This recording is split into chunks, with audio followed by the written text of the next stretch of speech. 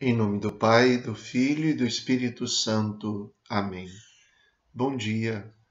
Hoje é sexta-feira, dia 21 de maio, do Evangelho segundo São João.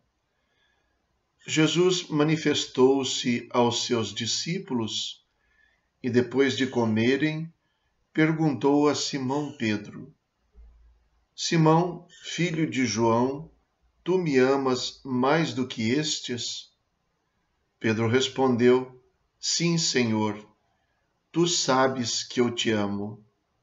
Jesus disse: Apacenta os meus cordeiros. E disse de novo a Pedro: Simão, filho de João, tu me amas? Pedro disse: Sim, Senhor, tu sabes que eu te amo. Jesus disse-lhe: Apacenta as minhas ovelhas.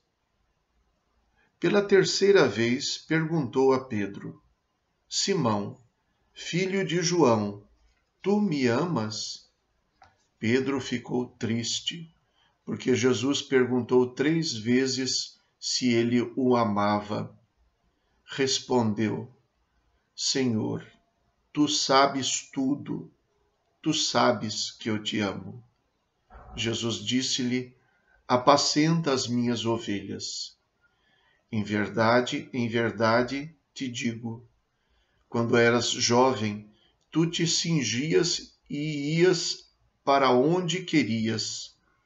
Quando fores velho, estenderás as mãos e outro te cingirá e te levará para onde não queres ir. Jesus disse isso, significando com que morte Pedro iria glorificar a Deus. E acrescentou: Segue-me. Palavra da salvação. Glória a vós, Senhor.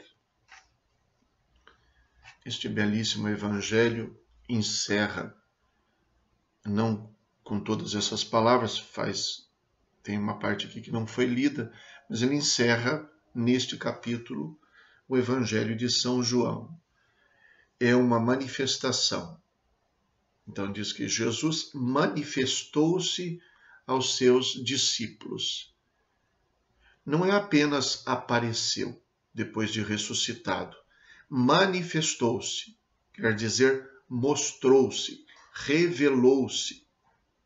É muito mais do que aparecer, pura e simplesmente. Então, Jesus se manifestou, se deu a conhecer como Cristo ressuscitado para eles. Então, depois de comerem, Jesus questiona Pedro por 3 vezes. Existe uma graduação e algumas diferenças neste questionamento e nas respostas de Jesus. Talvez você já tenha ouvido isso, mas Jesus pergunta de maneiras diferentes sobre o amor de Pedro, e Pedro responde de maneira diferente do que Jesus estava perguntando. Das 3 vezes, 2 vezes, Jesus pergunta a Pedro se ele o ama no sentido de amor incondicional, de um amor sem condição, de um amor total, sem esperar nada em troca. Tanto que na primeira vez ele até diz: Tu me amas mais do que estes. Da segunda e da terceira vez ele já não pergunta mais do que isso: Tu me amas? Mas mesmo assim, a primeira e a segunda vez trazem a expressão tu me amas, sem receber nada em troca, incondicionalmente. E Pedro responde também dessas 2 vezes, dessas 2 primeiras vezes: não, eu te amo incondicionalmente, mas eu te amo como um amigo. E da terceira vez, Jesus muda a pergunta e faz uma pergunta adequada às respostas de Pedro. Da terceira vez, Jesus pergunta: Tu me amas como um amigo? e Pedro vacila em dar até essa resposta. Das 3 vezes em que Pedro responde, ele diz: tu sabes que eu te amo. Porém, nesta terceira vez, ele vacila e fica triste para dizer: tu sabes tudo, tu sabes que eu te amo. Quer dizer que Pedro, como que vacila até mesmo nesta terceira resposta. Embora a impressão que dá é que nas 2 primeiras vezes ele responde mais prontamente e ele vai diminuindo a intensidade, como quem é questionado sobre a realidade do que está falando. Como se Jesus dissesse: tu me amas? Ele dissesse: sim, te amo. Mas Jesus perguntasse novamente: tu me amas mesmo? E ele fosse vacilando até dizer: eu quero amar, tu sabes que lá no fundo eu amo do meu jeito, não do jeito que o Senhor me pede, não do jeito que o Senhor espera, não do jeito que o Senhor me ama, mas assim mesmo eu amo. É uma relação íntima muito bonita, na qual penso que todos nós podemos colher o exemplo. A gente realmente responde: eu te amo, ou sim, eu te amo, sem pensar. E lá no fundo, a gente não ama tanto, nem a Deus, nem aos nossos irmãos.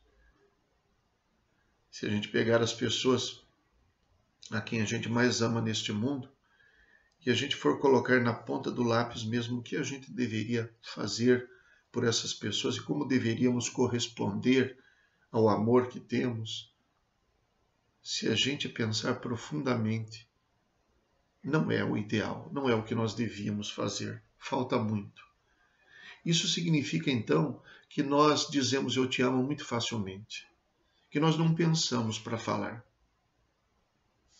que nós às vezes até respondemos ou achamos que nós somos muito bons, mas que se a gente pensar bem, a gente tem mais vontade de amar, a gente tem mais a intenção de amar do que propriamente amar o quanto a gente deveria. Porém, a cada resposta, por mais imperfeita ou vacilante que seja, Jesus responde trazendo uma missão. E uma missão que tem por trás um ato de confiança, baseado na nossa resposta de amor. Como se Jesus concluísse assim: tu me amas? Ah, se tu me amas, então apacenta as minhas ovelhas. Se do amor que a gente diz ter viesse naturalmente, tivesse como consequência naturalmente uma missão. E isso é verdade. Certa vez ouvi na internet uma palestra onde era um padre que falava sobre família, sobre o casal, e ele dizia para esses casais ali reunidos assim, que um deve dizer ao outro: tu me amas? E o outro deve dizer com a prática. Deve dizer eu te amo com o respeito.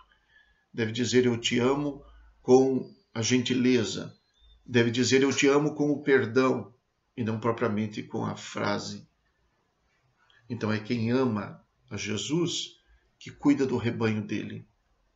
Porque isto é um gesto de amor. Trabalhar na missão do reino, na verdade, é corresponder ao amor de Jesus. É vacilando que nós aceitamos aquilo que Jesus espera de nós. Mas ao final, depois que Pedro fica triste, como nós também podemos nos entristecer ao perceber, pensando bem, meditando, refletindo que nós não somos como deveríamos ser, que não amamos quanto deveríamos, é exatamente neste momento em que Jesus parece também ter uma graduação naquilo que pede. Ao final, diz então que Jesus faz uma profecia. Quando eras jovem, ias onde querias. Quando fores velho, irás onde não queres ir. Isso faz lembrar quando Pedro disse a Jesus no mesmo Evangelho de São João: Senhor, para onde vais? E Jesus diz: para onde eu vou, tu não podes me seguir agora. E Pedro retruca: por que não posso te seguir agora? Eu daria minha vida por ti. E Jesus responde: darias tua vida por mim? Antes que o galo cante, terás me negado 3 vezes. Ir para onde Jesus vai. Ir para onde Jesus vai significa ir para onde a gente não quer ir. Porque Jesus vai para a cruz, vai para o gesto de amor supremo. É como se ele dissesse: agora você ama com esse amor de amizade, que dá e recebe, mas você terá que amar incondicionalmente, do jeito que você ainda não ama. Mas Jesus dá tempo e tranquiliza. Não é agora, será depois. O Evangelho diz que isso era para significar com que tipo de morte Pedro ia glorificar a Deus na morte. Se nós glorificamos a Deus com a nossa vida, haveremos de glorificar com a nossa morte também, com a nossa perseverança até o fim. E o que tranquiliza mais ainda é o que Jesus diz no final: segue-me. Para quem 3 vezes disse: seja o pastor das minhas ovelhas, agora no final ele não pede mais: seja o pastor das minhas ovelhas, seja uma ovelha minha. Deixe que eu te conduza. Tem a ver com o que ele diz: outro te levará onde não queres ir. É como se Jesus dissesse: deixa que eu seja o teu pastor. E isso nos tranquiliza também, porque haveremos de ser também pastores uns dos outros, guiando as ovelhas de Jesus. Mas o nosso compromisso maior não é ser pastor. Nosso compromisso maior é ser ovelha. É exatamente seguindo Jesus que nós conseguimos ser pastores uns dos outros. Esse evangelho é muito bonito, muito íntimo entre Jesus e Pedro, e deve se tornar também íntimo entre nós e Jesus. Rezemos. Ó Deus, pela glorificação do Cristo e pela iluminação do Espírito Santo, abristes para nós as portas da vida eterna. Fazei que, participando de tão grandes bens, nos tornemos mais dedicados ao vosso serviço e cresçamos constantemente na fé. Por nosso Senhor Jesus Cristo, vosso Filho, na unidade do Espírito Santo. Amém. O Senhor esteja convosco. Ele está no meio de nós. Abençoe-vos Deus Todo-Poderoso, Pai, Filho e Espírito Santo. Amém. Bom dia. Fiquem com Deus.